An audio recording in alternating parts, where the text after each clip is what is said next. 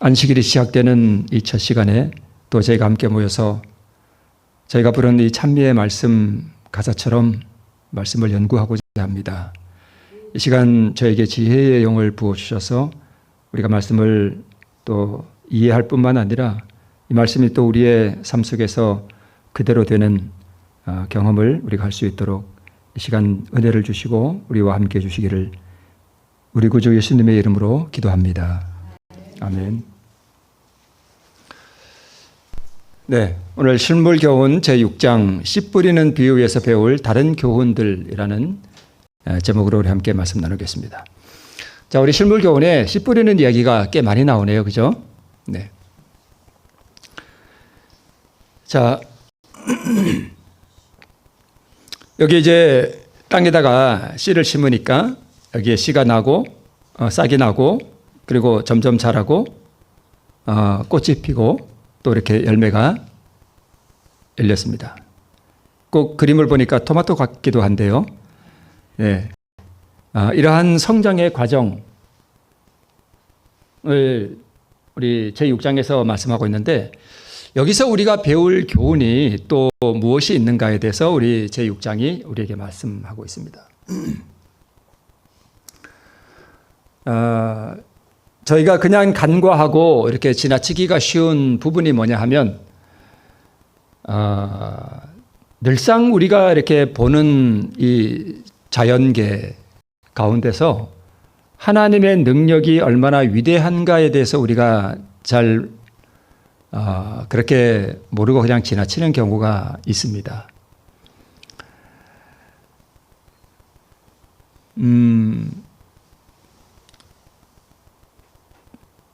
그냥 조그마한 그 씨인데 이 씨 하나가 싹이 나서 자라니까 거기서 뭐가 나오냐면 이게 토마토라 그러면 토마토가 아주 여러 개가 나와요. 그죠?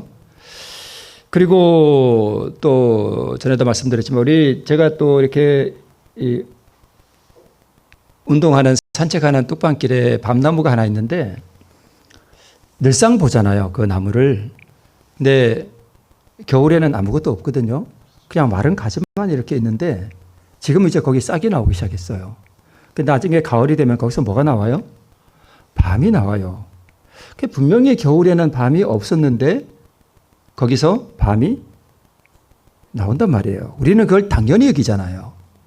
근데 그게 어떻게 보면 창조의 능력이에요. 하나님께서 그걸 창조해내시는 거예요. 이와 같이 싹 안에다가 씨 안에다가 하나님께서 생명을 불어넣어 주시고 또 거기서 싹이 나게 하시고 열매 맺게 하는 하나님의 능력이 도처에 보이는데 우리는 잘 못 본단 말이에요. 그죠?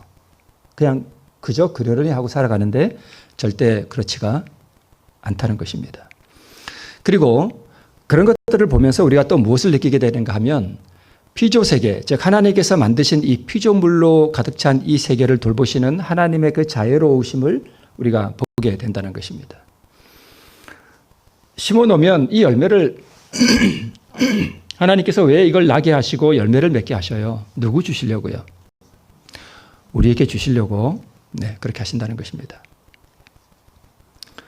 가끔가다 이렇게 뚝방길을 걷다 보면 이 새들이요. 이렇게 뭘 물고는 벌레 같은 걸 물고는 막 와서 이렇게 막 흔들어요. 막 이렇게 흔들어. 이게 왜 새들이 보면은 습성이 벌레를 딱 잡으면 그냥 바로 안 삼키잖아요. 들고 막 이렇게 뭘 흔들어요.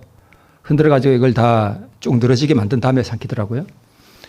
그런 걸 이렇게 제가 이렇게 보면서 오늘 또 이거 필요를 채워주시는 하나님이 계시는구나. 그런 것들을 보게 됩니다.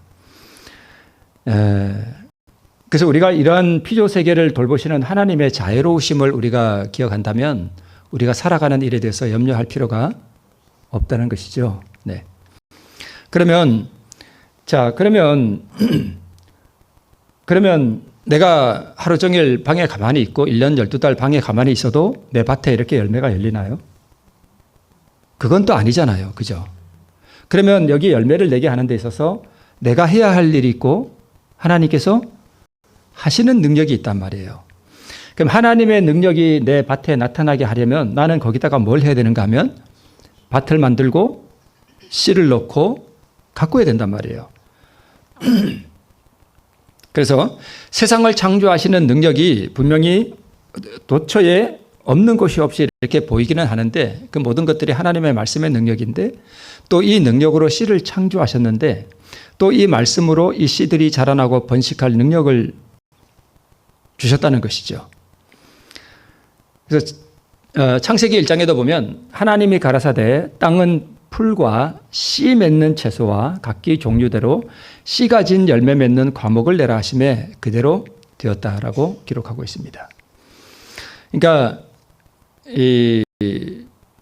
우리 이 지구로 본다면 6,000년 전에 이 땅에서 말씀하셨던 그 하나님의 말씀이 지금도 계속 선포되고 있는 것이고 지금도 그대로 되고 있습니다. 그죠?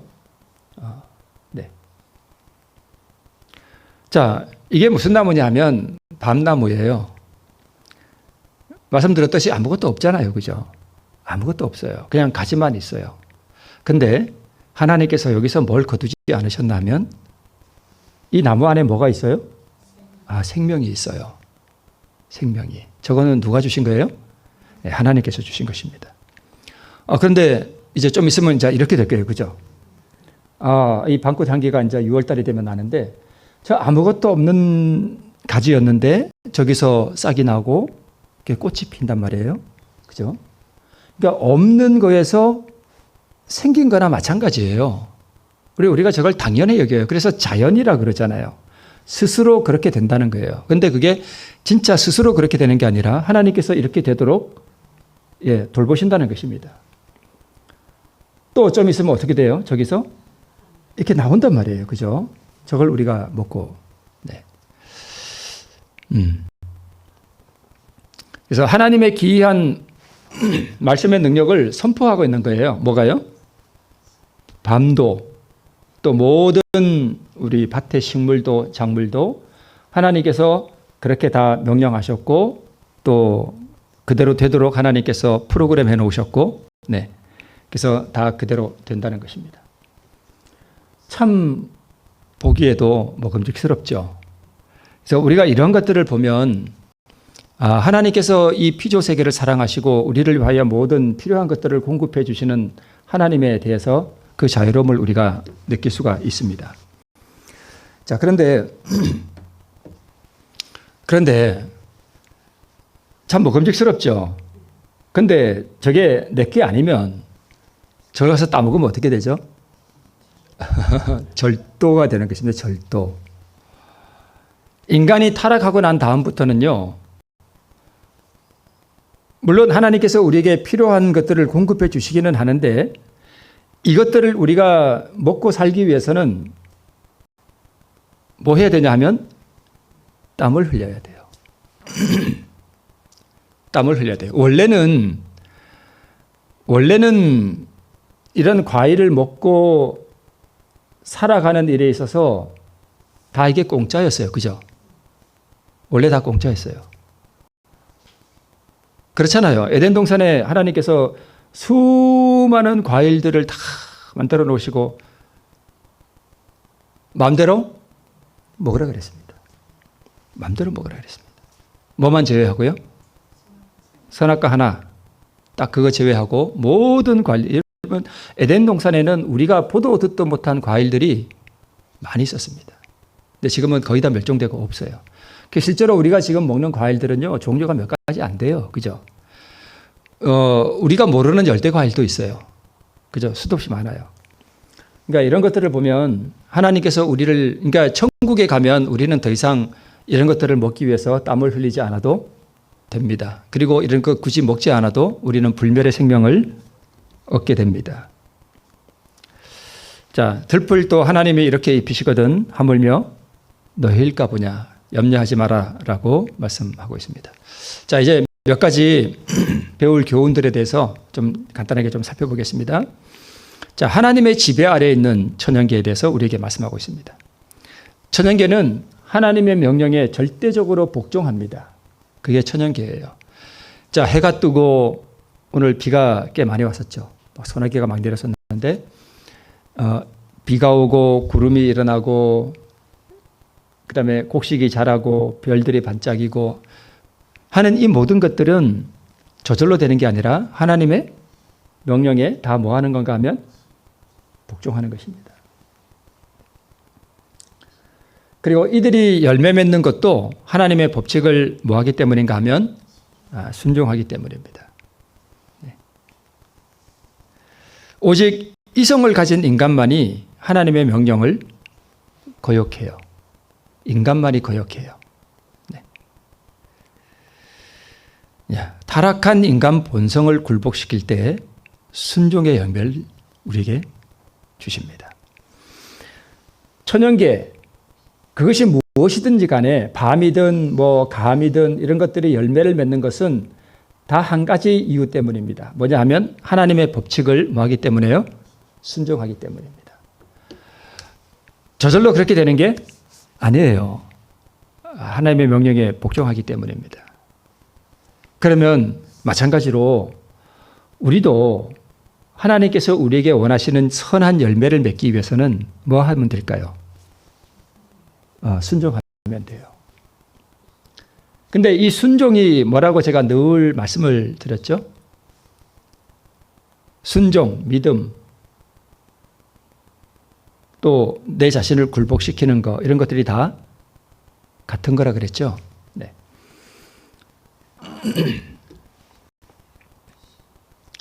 자, 두 번째, 하나님과 함께 일함.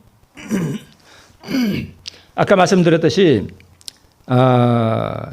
밭에 곡식이 나는 것도 우리 사람이 해야 할 일과 하나님께서 하실 일이 따로 있다 그랬습니다. 하나님께서 우리에게 열매를 주실 때는 사람이 해야 할 일을 할 때 하나님께서는 하나님의 일을 하셔요. 사람이 사람의 일을 하지 않으면 하나님께서는 하나님의 일을 하실 수가 없어요. 밭에. 그죠? 우리가 그냥 당연하잖아요. 마찬가지로 우리 영적인 세계에서도 우리에게 구원이라고 하는 이 의의 열매를 맺기 위해서는 사람이 해야 할 일을 할 때 하나님께서 우리를 위해 일하실 수가 있어요. 자, 밭에다가 아무 씨도 넣지 않았는데 하나님께서 거기서 역사하실 수가 없잖아요. 마찬가지로 우리도 내 자신의 마음속에 있는 악한 본성을 하나님께 굴복시키기로 선택하고 그것을 행할 때에 내 안에 의를 창조해 주셔요. 그게 똑같은 원리에 의해서 그렇다는 것입니다. 자, 하나님께서는 생명과 의를 만드시고 그것을 우리에게 공급해 주시고 사람이 해야 하는 일은 무엇이냐 하면 그 하나님께서 우리를 사랑하신다는 그 사랑에 우리가 반응하고 우리 자신을 들여서 우리 자신을 그분 앞에 굴복시키고 그때 하나님께서 주시는 그 의를 받는 것이 인간이 해야 하는 일입니다. 그래서 우리가 우리 자신을 주님께 드리고 굴복시키는 것은 억지로 해야 하는 부분도 있고 또 자원하는 마음으로 그 사랑에 반응해서 해야 하는 그런 부분도 있다는 것을 제가 잘 말씀을 전에도 드렸습니다. 자, 현실 세계에서도 마찬가지고 인간의 일과 하나님의 일이 있습니다. 하나님은 씨에 생명 주시고 자라게 하시고 비와 햇빛을 주시고 인간이 무슨 많은 일을 하는 것 같지만 실제로는 하나님께서 이거 자라게 하시지 않으면 인간이 하는 일이라고 하는 것은 정말 아무것도 아니에요. 진짜 해야 하는 일은 진짜 위대한 능력은 보리를 심었으면 이 보리에 생명 주시고 이거 자라나게 하는 이 일이지 인간은 그냥 조금 그냥 거들 뿐이에요. 그죠? 네. 자, 인간이 씨를 뿌리지 않고 가꾸지 않으면 열매가 있을 수 없습니다. 그래서 인간의 역할과 하나님의 능력이 연합할 때 우리도 열매를 실제적인 육의 열매도 마찬가지고 영적인 열매도 그렇게 맺을 수 있다는 것입니다. 자, 그 다음에 이 씨 뿌리는 비유에서 배울 우리의 교훈 또 하나가 뭐냐면 어린이들의 교육인데 지금 학교에서 이루어지는 이러한 교육들은 상당히 잘못된 부분이 많습니다. 누가 그랬다죠? 어떤 박사님하고 어떤 정말 배운 것이 없는 이 뱃사공이 이제 배를 타고 강을 건너게 됐답니다. 네, 건너는데 박사님이 이 뱃사공을 보니까 되게 무식해 보이거든요. 그래서 아는 척을 했습니다. 자네 무엇에 대해서는 아는가? 잘 모릅니다. 그러면 자네 이런 것에 대해서는 아는가? 이러더니 잘 모릅니다. 인생을 헛살았구만. 그랬답니다. 근데 강을 중간쯤 걷는데 배에 구멍이 났습니다. 물이 차오르기 시작했습니다. 큰일 났습니다. 그 사공이 그랬습니다. 그 박사님한테 수영은 할 줄 아시오? 이랬더니까 못합니다. 이랬답니다. 인생을 헛살았구만. 그 이후에는 어떻게 된지 모릅니다.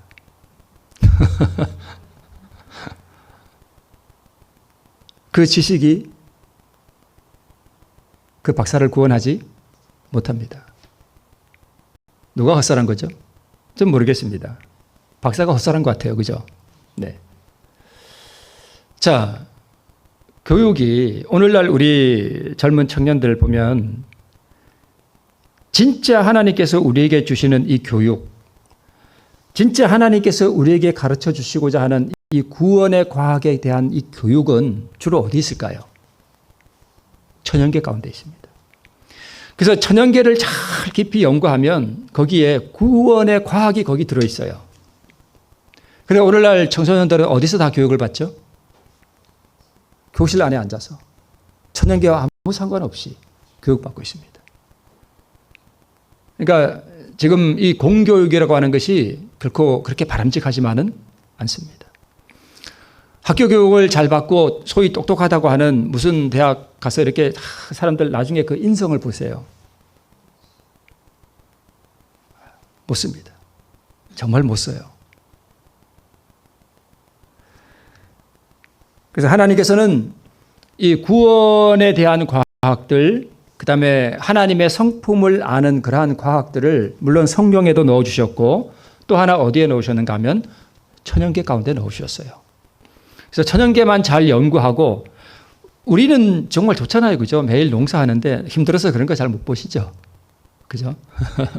네, 그런 거 잘 연구하시고 깊이 자꾸 이렇게 묵상하다 보면 거기서 위대한 진리들을 발견해 내시는데 누가 그러한 방법으로 하나님의 사랑과 이 하나님의 지혜를 배우셨는가 하면 예수님이 그렇게 하셨어요. 예수님은 세상을 창조하시고 그 위대하신 모든 것을 모든 과학과 예술과 이 모든 것들 다 이 초월에 계신 이 창조주 아니세요.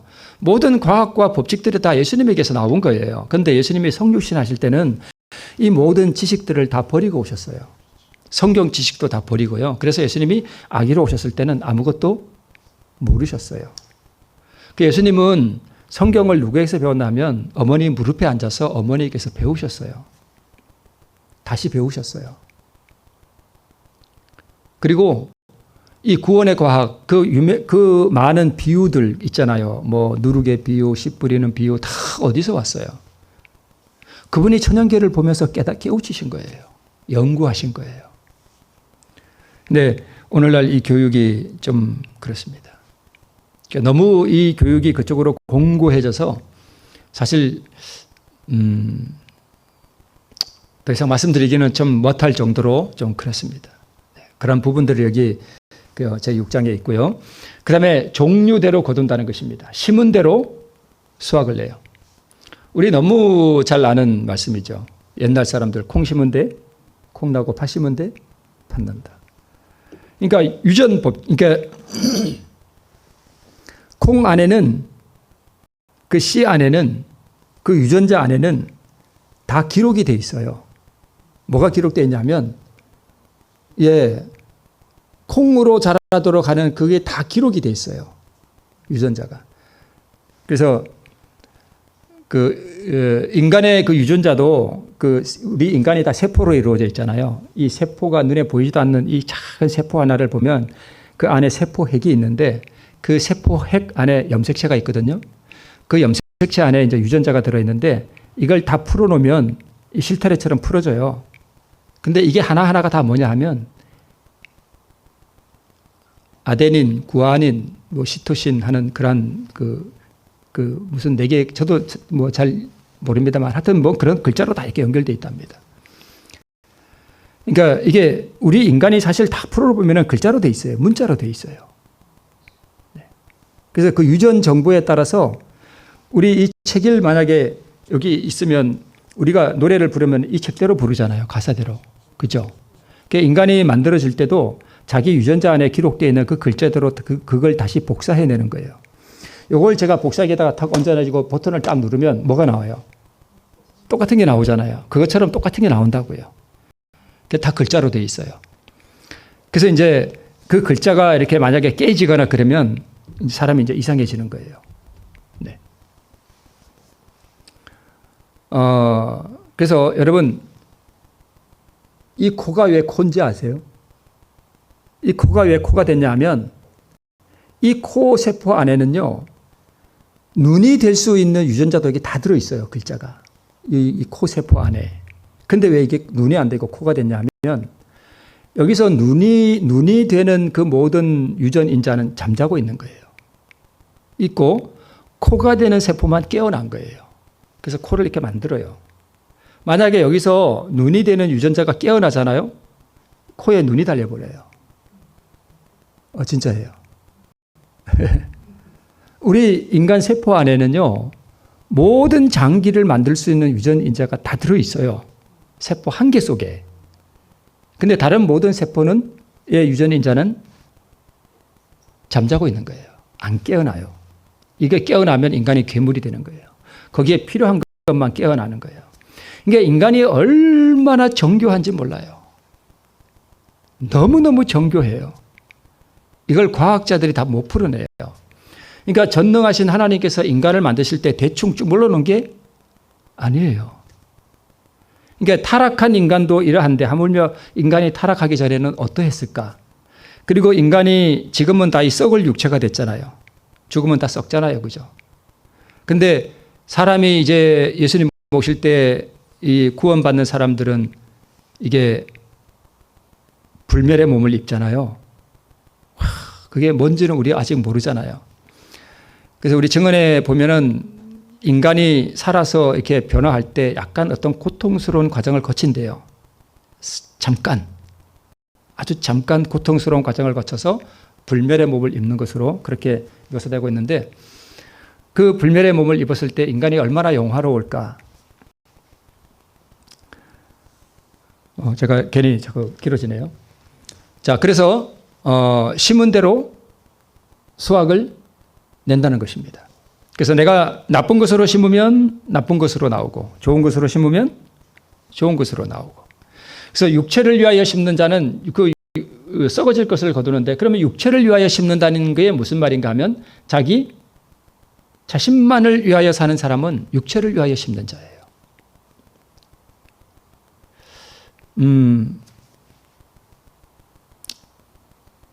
그래서 사람이 보면은 예수님은 자신을 위하여 절대 살지 않으셨어요. 낮엔 해처럼 하는 그 노래 있죠. 밤엔 달처럼. 우리 인간의 본성이 이기적이라 자꾸 자기를 위하여 살고 싶어 해. 근데 인간이 진짜 행복한 게 언제냐면 남을 위해 봉사할 때 진짜 행복해져요. 남에게 뭔가 나누어 줄 때, 자기를 희생해서 남에게 줄 때 그때가 진짜 행복하거든요. 그래서 자신만을 위하여 사는 사람은 육체를 위하여 심는 자이고 나중에 썩어질 것을 거둡니다. 그리고 멸망으로 들어가죠. 네. 자, 애굽 왕 바로는 하나님께서 주신 첫 번째 경고를 거절함으로 강팍의 씨를 심게 되었고 따라서 강팍함을 거두게 되었습니다. 처음 모세가 이스라엘 백성들을 놓으라 할 때 그 첫 번째 모세의 요청을 바로 왕이 거절할 때 뭐가 심어지는가 하면 씨가 심어졌습니다. 한 번 딱 거절하고 나면 두 번째는요, 그것을 깨뜨리기가 정말 어렵습니다. 그래서 계속 가게 돼요. 그게 성령을 해방하는 죄로 계속 가게 됩니다. 네. 그래서 이스라엘 백성들은 이미 다 건넜고 홍해는 갈라졌고 이 애굽의 군대들이 저 이스라엘 백성들을 다시 잡아오기 위해서 그 갈라진 홍해 바다로 들어왔을 때 하나님께서 물을 다 합쳐버리고 애굽 군대가 다 수장되어 버렸습니다. 그래서 그 첫 번째 거역이 마침내 자기 나라가 황폐화되고 자기 맏아들의 시체를 보게 했고 자기 나라의 모든 가정의 장자들의 시체를 보게 했고 마침내는 자기 말과 병거와 자신의 군사들이 이 거대한 파도가 덮칠 때까지 계속됩니다. 네. 그래서 우리의 모든 행동과 모든 말은 열매를 맺는 뭐가 되냐면 씨가 됩니다. 내 모든 행동 하나, 내 모든 말 하나, 어디 가서든지 분명히 다 씨가 되어서 열매를 맺게 됩니다.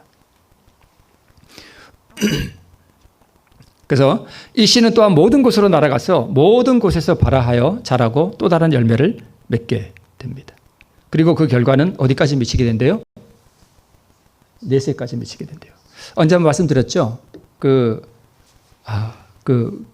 이름이 생각이 안 나네. 몇 번 탈옥해가 도망가니다가 잡혀온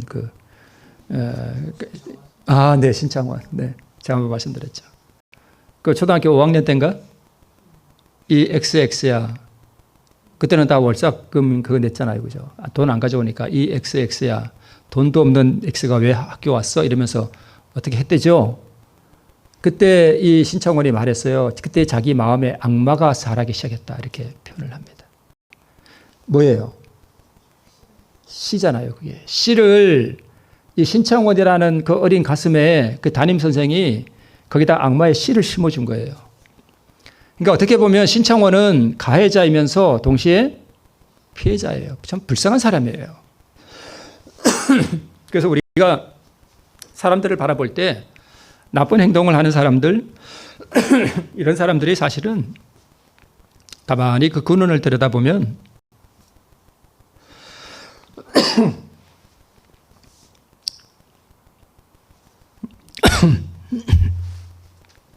죄송합니다.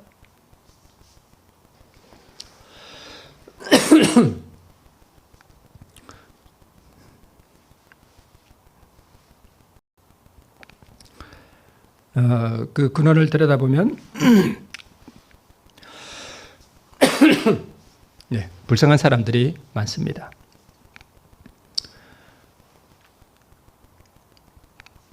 그래서 사람이 무엇으로 심든지 그대로 거둔다 하는 것입니다.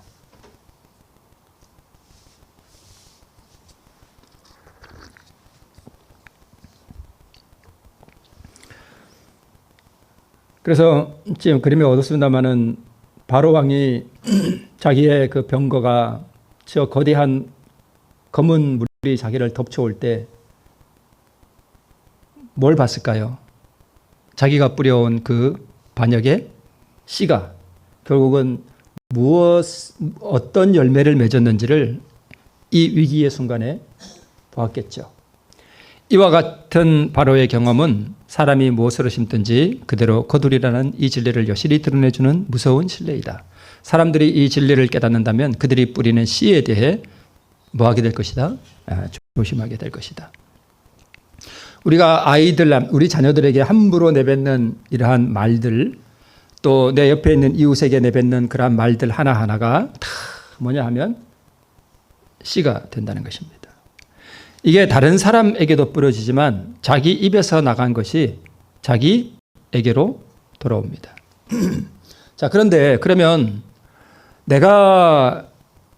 나는 나쁜 행위를 하지 않았는데 누군가가 나를 저주한다면 그럼 어떻게 될까요? 그 씨가 나한테 올까요? 떨어질까요, 나한테?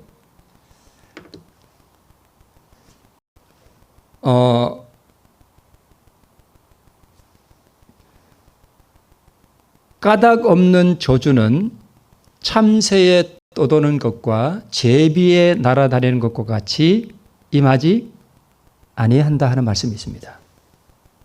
제가 갑자기 이게 어디에 있는지 제가 알았었는데 지금 갑자기 생각이 안 나네요. 시편인가 전도서인가 아마 그 어디쯤에 있는 것 같은데 갑자기 생각이 안 나네요. 자, 까닭 없이 누군가가 나를 저주할 때 이 저주의 씨가 나에게 떨어지지 않게 하는 방법은 내가 뭐 하면 되는가 하면 안 받으면 됩니다. 안 받으면 돼요. 어떻게 안 받아요? 반응하지 않으면 됩니다. 반응하지 않으면 돼요. 누군가가 나를 저주하고 저주를 나에게 퍼부을 때에 내가 잘못도 없는데 저주를 퍼부을 때 온유함으로 대하면 그것이 나에게 떨어지지 않습니다. 이게 어디로 돌아갈까요? 자기에게로 갑니다. 온대로 다시 돌아가요. 그래서 이 말이라고 하는 이 씨는 그냥 없어지는 것은 없어요. 어디에서든 가든 분명히 열매를 맺습니다. 그래서 내가 남에게 까닭없이 저주를 퍼붓잖아요. 그 사람이 안 받으면, 그 사람이 온유함으로 이것을 안 받으면 어디로 돌아와요? 나에게로 돌아와서 나에게서 열매를 맺습니다. 조심하셔야 돼요. 말이라고 하는 것은 대단한 능력이 있습니다. 그렇죠? 정말 대단한 능력이 있어요. 사람도 하나님께서 무엇으로 세상을 창조하셨다고요? 말씀으로요. 하나님의 말씀은 절대적인 능력이 있는 것이고 인간의 말도 상당한 능력이 있습니다. 한 사람을 파멸시키기도 하고요. 한 사람을 회복시켜 주는 것도 인간의 언어예요. 말 한마디에 뭘 갚는다고요? 천냥빚을 갚는다고요. 이게 인간의 말이라고 하는 것은 그렇게 놀랍습니다. 모든 물가에 씨를 뿌리라 그랬는데 이 물가가 뭐냐면 성경에서 물은 많은 사람들을 말해요. 그래서 사람들에게 자기가 가진 것을 나누어 주고 온유한 영향력을 미치는 것을 말합니다. 그래서 모든 물가에 씨를 뿌리는 너희는 뭐가 있다고요? 복이 있다 이렇게 말씀합니다.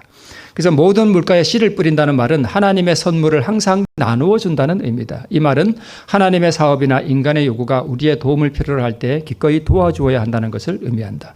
내가 가지고 있는데 다른 사람이 없는 거, 그것을 뭐 하는 거예요? 나누어 주는 거예요. 이 하나님의 선물이 그러면 뭘까요? 많겠죠. 재물일 수도 있고 나의 선한 영향력일 수도 있고 네. 무엇이든지 그렇습니다. 그래서 나누어질수록 가난해지는 것이 아니라 더욱 뭐해진다고요? 풍성해지고 주라 그리하면 너희에게 줄 것이니 곧 후유되어 누르고 흔들어 넘치도록 하여 너희에게 안겨주리라. 다른 사람에게 주면 사랑으로 주면 하나님께서는 나에게 어떻게 해주신다고요? 쌀을 담을 때요. 병에를 담을 때 그냥 안 담고 탕탕탕탕탕 치면은 어떻게 되죠? 네. 하나님께서는 우리에게 많이 주고 싶으셔서 그냥 이렇게 그래서 옛날 쌀장사들은 쌀을 절대 대박을 흔들지 않습니다. 싹 벌써 그냥 살짝 깎지 탕탕 치면 쑥 내려가잖아요. 많이 담아야 돼. 그래서 근데 하나님께서는 우리에게 어떻게 주신다고요? 퉁퉁퉁퉁 쳐가지고 또 거기다가 어떻게까지 해갖고요? 꾹꾹 눌러가지고 최대한 많이 담게. 하나님께서는 우리에게 그렇게 누르고 또 뭐 해가지고요. 예, 흔들어 많이 담게 쌀이 푹푹 내려가서 많이 담게 또 어떻게 해요? 옛날에 저희들은 생일이면 생일 선물이라는 게 따로 없었어요. 그죠? 옛날 분들 다 그렇죠? 밥을 어떻게 해요? 고봉밥. 그게 생일이요. 밥이 고봉밥이면 그게 생일이요. 고봉밥 1년에 한 번씩 드셨죠? 네. 그렇게 하나님께서 누르고 들어갈 데 없으면 어떻게까지 해서 고봉으로 해서 우리에게 안겨 주시겠다는 것입니다. 많이 나누어 주세요. 네. 자, 그리스도의 희생의 모범은 이제 마지막입니다. 하늘의 밀이 땅에 떨어져 죽지 않으면 하늘 그대로 있고 죽으면 많은 열매를 맺는다라고 말씀하고 있습니다. 그래서 의의 열매를 맺고자 한다면 예수님이 우리에게 보여주신 모본이 그런 거잖아요. 자기 희생의 법칙이 곧 생명의 법칙임을 따라 자신을 그리스도를 위해 아낌없이 바치라는 것입니다. 예수님은 하늘의 밀이었죠. 밀이 열매를 맺으려면 땅에 떨어져서 죽어야 돼요. 그러면 처음에 밭에 떨어진 이 하늘의 밀은 찾을 수 있어요? 없어요? 없어요. 왜요? 없어서요. 그래서 이 밀이 땅에 떨어진 자리가 뭐냐 하면 이 밀의 무덤이에요. 그죠? 이 무덤에서 열매를 맺는다고요. 수백 배 열매를 맺어요. 마찬가지로 우리도 내 자신이 희생될 때 거기서 뭐가 열리냐 하면 열매가 열린다는 것입니다. 자기 희생 없이 열매를 맺는 일은 없습니다. 뭐든지 그래요. 이 지구상의 모든 법칙이 그렇습니다. 콩도 심으면 그 콩은 두 번 다시 찾을 수 없습니다. 그러나 많은 열매로 되돌아옵니다. 우리에게. 그것을 우리에게 말씀하고 있습니다. 그래서 자아 희생의 법칙은 자아 보존의 법칙이다. 그래서 이런 성서적인 법칙은 세상에도 있어요. 살고자 하는 자는 죽을 것이요 죽고자 하는 자는 살 것이다. 그래서 자기를 죽이면 산다는 것입니다. 이 세상에서 그리스도를 위하여 자기 생명을 희생하는 사람은 그 생명을 영원히 보존하게 될 것이다. 네. 자, 이제 마지막입니다. 자, 밭을 일구는데 고된 수고가 요구되는 것처럼 우리 마음의 밭도 그러하다. 부지런히 자기 마음을 살피고 악한 생각과 악한 본성이 올라올 때 갈아 엎으라. 하나님 앞에 겸손하게 나아가 마음의 악한 잡초들을 드리고 제거해 주시도록 구하라. 그래야 씨가 심어지고 열매를 맺게 된다는 것입니다. 그래서 우리는 우리 안에 있는 악하고 더러운 것들을 주님께 드리고 그분의 의의 열매를 우리가 받는 것입니다. 이 놀라운 전가되는 이 법칙이 우리에게서 날마다 풍성해지시기를 바라면서 말씀을 마치겠습니다.